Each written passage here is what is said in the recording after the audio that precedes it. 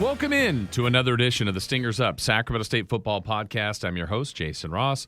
Glad you're here with us. I know it's been a tough time here lately for the Sacramento State Hornets, but we're here. We're going to talk about them. We're going to preview this upcoming game this Saturday against Montana State. That will be a very difficult game for the Hornets in Bozeman. We will look back at last week's tough home loss to the Portland State Vikings, and we'll continue our conversations with the seniors, getting to know a lot of these guys, and we're going to talk with senior wide receiver Anderson Grover on this week's podcast. But let's begin where we always do, with a reflection back to the last game, and that was Saturday night, Hornets at home against Portland State.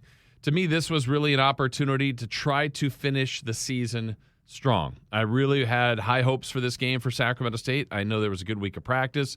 They were upbeat. They were fired up. They were ready to go for Portland State. But, you know, there's another side to this. The Portland State Vikings felt the same way. Talking to some members of their traveling party and certainly their coaching staff, they felt like they were a bit snake-bit going into this season. They've played the most difficult schedule in the nation, and they had a week off. So Coach Barnum had told me, look, when you have a week off, you have your best game after that. And the Vikings sure did that, and part of it was because of the Hornets. But also you got to give credit to the other side, where the Portland State Vikings played very, very well and deserved the victory. So let's listen back to some of the moments, more of the better ones for the Hornets. But this was a game that early on was looking okay for Sacramento State. Each team had an opening possession. Each team was forced to punt. And we weren't going to see many more punts the rest of the night. Ton of offense, a lot of yards, a lot of points. And unfortunately for the Hornets, a lot more points by the Vikings than Sacramento State. But let's get the first scoring drive going for the Hornets. So it's drive 2 for Sacramento State. They're on the move, and the first score of the night came from Danny Scudero. Scudero wide right going with two tight ends.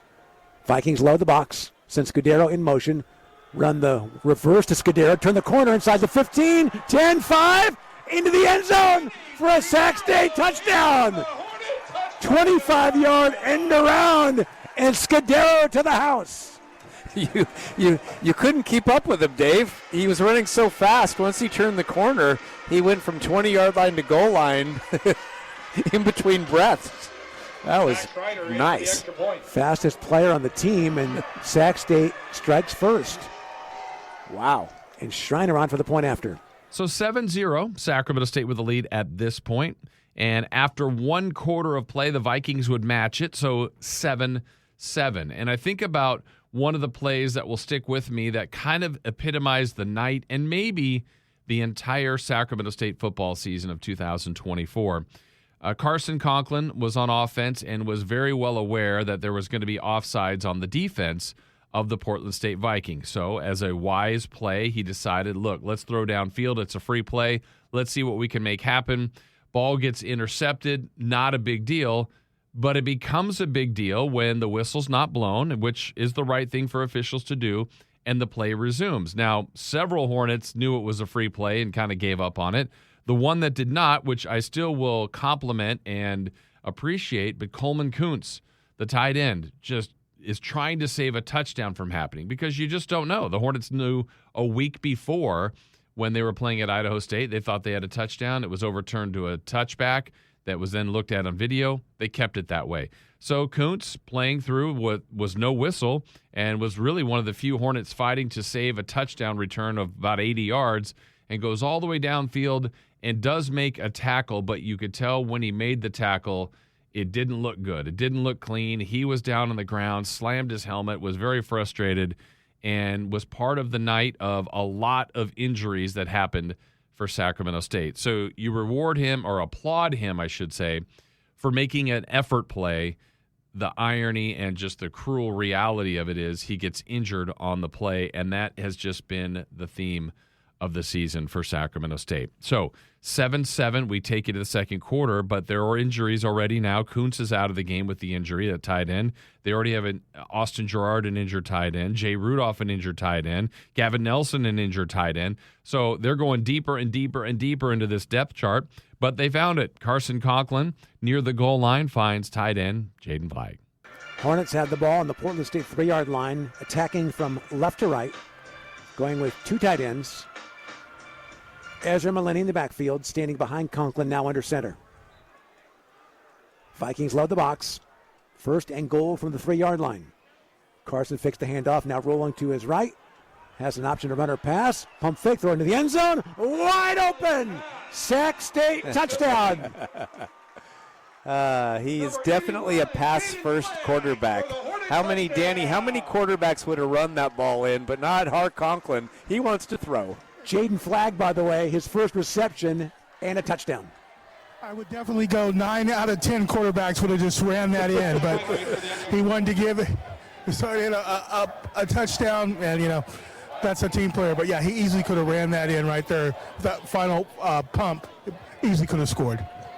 And who caught the ball, Dave? Jaden Flagg, his first touchdown, first reception, a freshman from Yorba Linda High School in Southern California. Well, congratulations. He'll thank the quarterback for that one.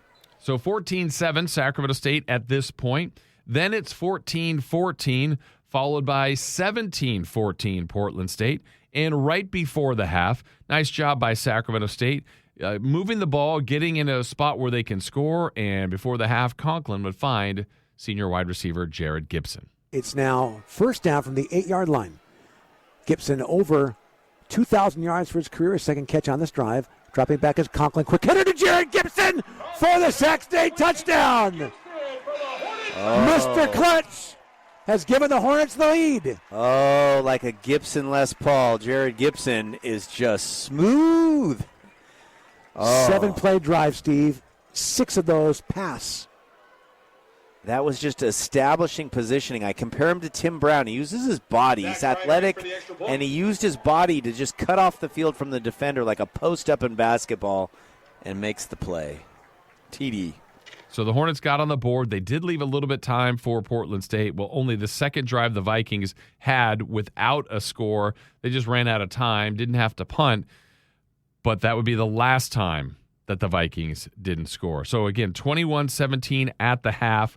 We start the second half, Vikings with the ball. They go down the field, make it 24-21. Hornets match with a field goal at 24-24. Then the 2-score separation started to happen. Vikings score again, 31-24. Vikings score again, but miss the extra point, 37-24.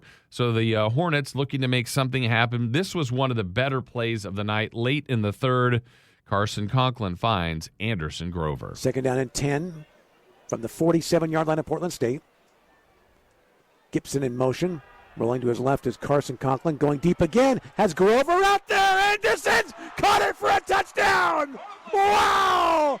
From 47, and they're back in the game. Rolling left, planning and come back and throwing right. There's the future of Conklin. A strike down the middle of the field, 47 yards for a touchdown. That was picture perfect. As Dave said, from the shotgun, he rolled slightly to his left after the play fake and the fake handoff, rolling to his left, sets up and then just heaves a beautiful arcing pass, absolutely on the money because Grover was covered. So it's 37-31, new ball game, heading to the fourth quarter, anyone's game. Well, the Vikings would score again, 44-31. Hornets would not. And then the Vikings would score again, 51-31. So getting a little bit too late and too far of a deficit. Hornets would get one more score, and this would be Gibson with a great touchdown grab. Now Gibson goes wide to the right. 2 receivers left. Johnson in the backfield. Carson takes the shotgun snap. Fake the handoff, throw the ball back shoulder to Gibson. And he tries to extend with his left hand, and what a catch! Wow! Spinning, pivoting, holding with his left hand, and then clutching it in. Oh, that'll be like plays of the day type of catch there. That was incredible.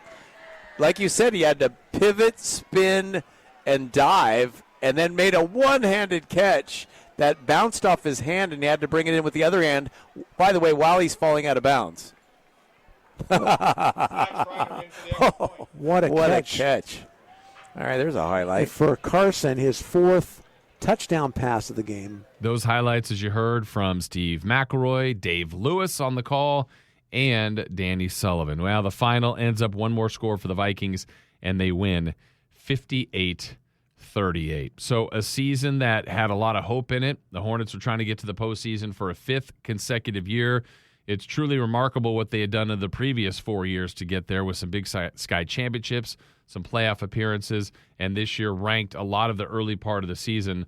But it really has been a downward spiral here after the Hornets made it through the non-league at 2-2, and the league play has just proven to be a tough one, whether it's injuries, underperforming, however you want to word it. The Hornets just have not achieved the spot that they had hoped to, that the expectations really that they have lived up to and raised. That's a compliment to the program, but also when you're not getting there, it makes the year very, very difficult. So they've got 3 to go. We'll talk a little bit more about the one this week against Montana State after we get our conversation here with one of the guys who has had a good year, senior wide receiver Anderson Grover. Total numbers now in the year, 38 catches, 554 yards, 5 touchdowns. He's been in the program for a couple years. Has been a really good Hornet, though. Very steady, very reliable, and has made some big plays, special teams certainly, and as a wide receiver. But here's my conversation with Anderson Grover. All right, here with senior wide receiver Anderson Grover. Anderson, I want to start with you physically, your health. I think about the last couple games, your teammates, unfortunately, everybody's getting injured. How are you physically as you wind down this final season? I feel good. Definitely blessed to, you're never going to be 100% healthy in any football season, but blessed to not be dealing with anything too crazy. Yeah. Pretty healthy for the most part. What's it been like? I mean, football's violent, obviously, by nature, but have you been in a season to have this many teammates ever, back to high school, junior college, Washington State, anywhere that you've had this many injuries? Numbers-wise, I can't really speak on exacts. It kind of feels like every year you have a bit of guys that goes down. This year it does feel like it's more than most, and it feels like kind of at key spots and kind of not. I mean, every time's not a good time, but it kind of feels like it kind of at critical times. During camp we have 2 linemen go down, and just different situations with guys going down, D linemen going down at the start of the year. Just guys having to step up quick, but that happens every year. What's it been like for you going through this season and your teammates? There were expectations, and obviously things have happened. It hasn't gone the exact way you guys have wanted to, but how have you kind of managed to go through this tough season? I mean, no differently than any other situation. Being pretty good at anything, I feel like you gotta treat the process the same way, whether you win or you lose. So, that's kind of been how we do it. Not switching up anything too crazy. Obviously, making adjustments where we need to, but keeping the process the same has kind of been a big thing, especially during hard times. When you're winning too, it's important to do that as well. But definitely when you're losing, to just stick with what you know. I want to go through your background before you got to Sacramento State, like maybe growing up, and when did you know that, hey, I've got some gifts here that I might be able to pursue this football thing? When did you know you could be a college football player? I pretty much played ball my whole life, football, baseball, basketball. I wasn't too sure. I played all 3 sports all 4 years. So going into JUCO, I didn't really know which one I wanted to play going on. It was either going to be football or baseball. So after the football year in the fall, I was going to go play baseball in the spring, but I decided after that fall that I wanted to just pursue football and cash all my chips in that way. So I just worked out, started doing football stuff, and from then on, I just stuck with it. It's interesting. I feel like there's a lot more people, young people, that when they start playing, they kind of lock in on a sport. You're one that's played all 3. I personally think that's a great way to do it.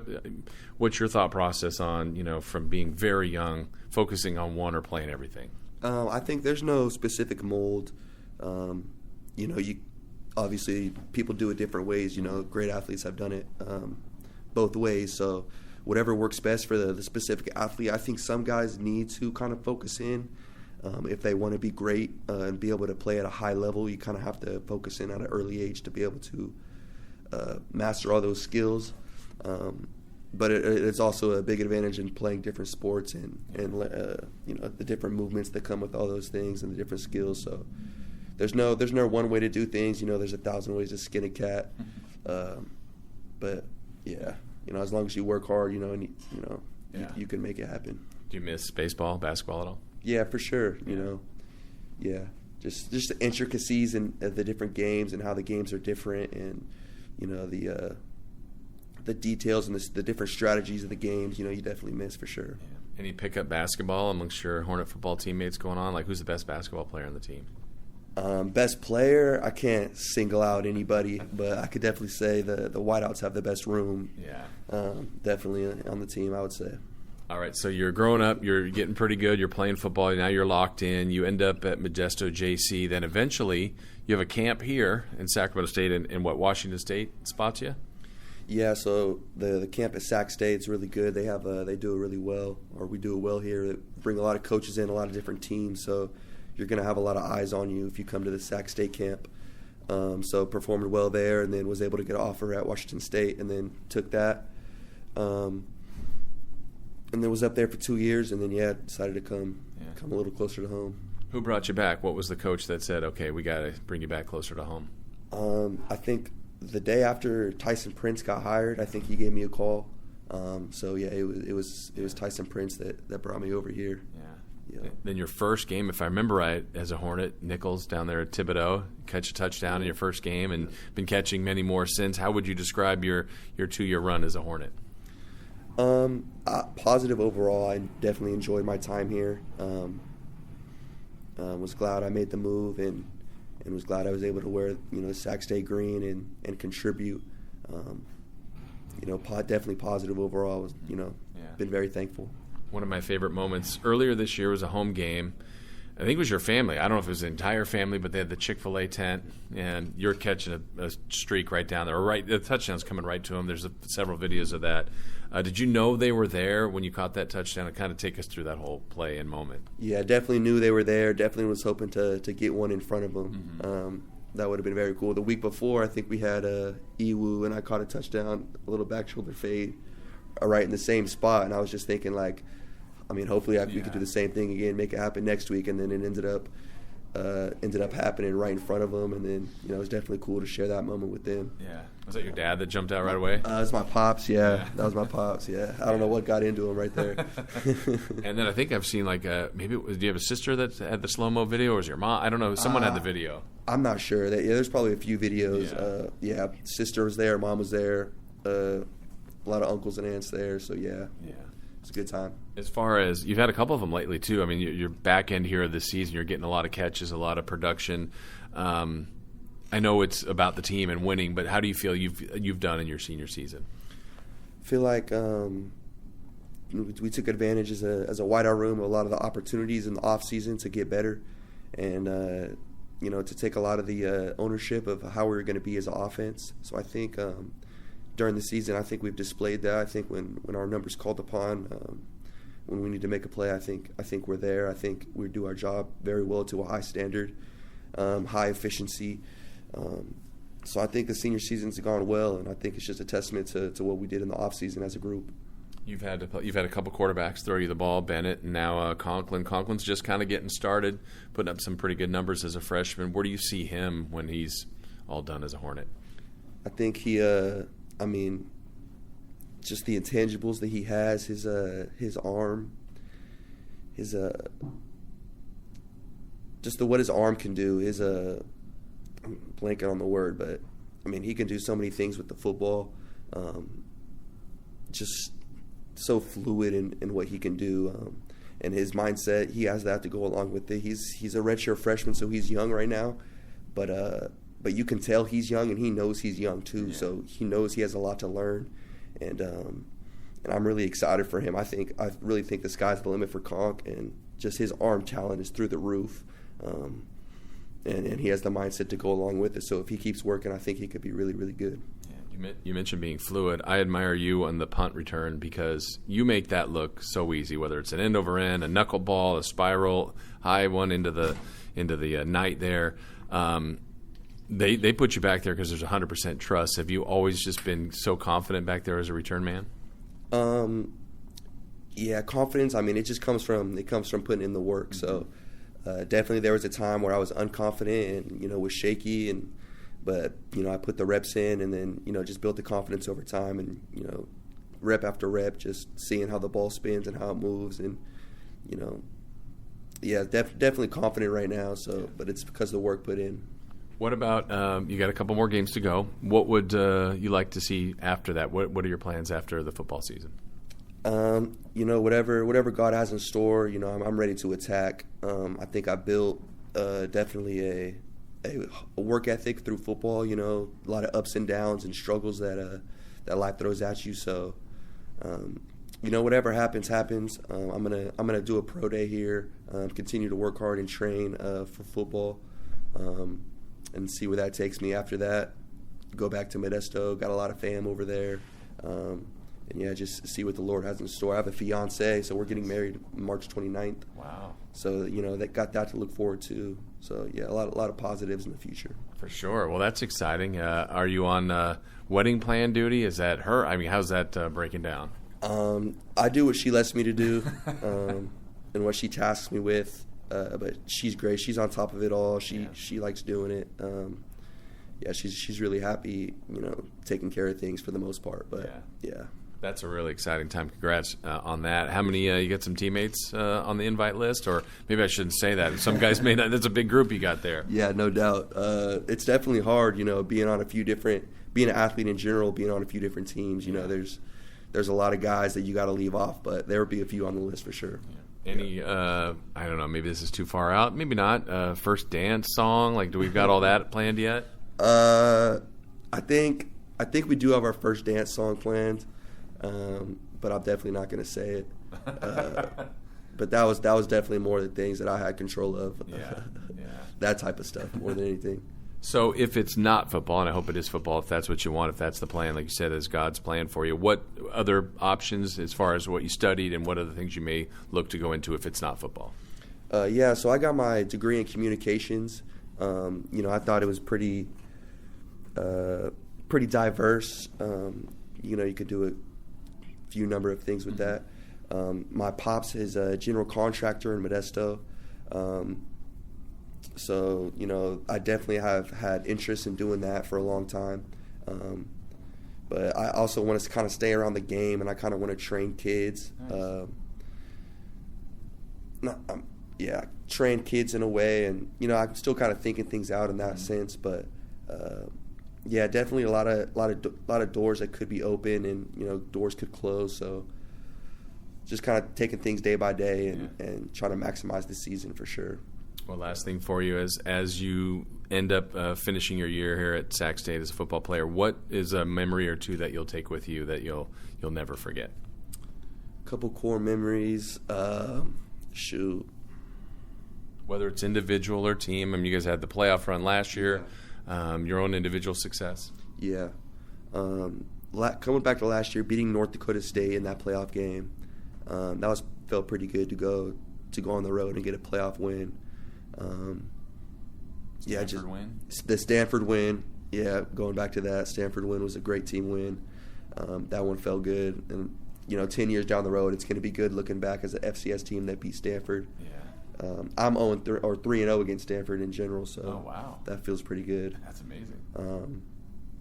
This year, still a few memories to be left out there, few opportunities to be made. We're going down to number 2 team in the country, so got a chance to upset them. And then we, UC Davis, obviously, at the end of the year. So, a few games still circled and a chance to make something shake. Yeah, for sure. Well, I'm rooting for that for you. Congrats on your success. Congrats on your upcoming wedding next year. And continued best of luck the rest of the way. Thank you very much. All right, my thanks to Anderson for joining us here. And, he said, look, we could still make some noise here in the final couple of games. They've got an opportunity to do some damage to Montana State. They have Cal Poly in between, and they close out in the rivalry game against UC Davis. But if you're thinking about Montana State, this is a team that is absolutely loaded. This is a great team, a great program. It always has been. Coach Vegan has them playing well, but they've been a good team for a while now. They're 9-0. They're number 2 in the nation. And talk about a team that doesn't beat themselves. Everybody they've gone through, they've got an FBS win to open up the year. They win everywhere, road or home. In fact, in the regular season, they have not lost a home game since October 12th of 2019. That's a home game. They have not lost since then at home in Bozeman. That loss was to Sacramento State. So they are on quite a track record of regular season wins at home. It is a tough place to play. It's a good atmosphere. I'm glad the Hornets are going to be able to go through it. And it's going to be good for a guy like Carson Conklin, Danny Scudero, some of the young freshmen that are playing that are very important to what this team is doing, to go through that experience. And so last year they played Montana State. That was the nationally televised game. Montana State very good with a 2-quarterback system back then. And the Bobcats won that one 42-30. Now they're down to 1 quarterback, and it's still Tommy Mellott. And so last week you're watching Dante Sachere run all over the Hornets. Well, Mellott is as good, if not better, and truly more of a dual threat.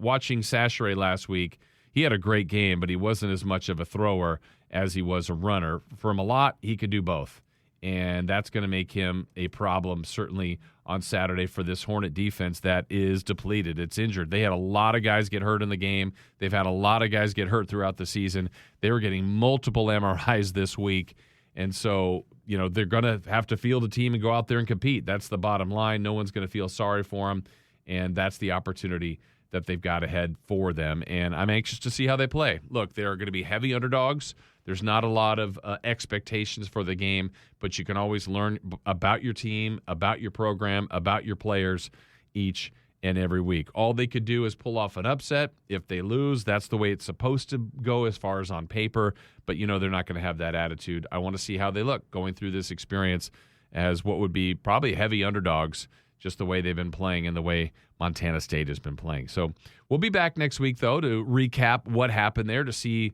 what it ultimately looked like for the Hornets against the Bobcats. And then you've got one more road game against Cal Poly, and we wrap it all up with the Causeway a couple weeks from now when the Hornets will be at home against UC Davis. But this game is important for Montana State to try to keep on top of the conference. They've got Davis the following week. They know they can't overlook the Hornets, so we'll see how it goes. We'll all play it out together and watch this upcoming weekend. But we do thank Anderson Grover. Thank all of you for listening, and we'll be back next week for another edition of the Stingers Up Sacramento State Football Podcast.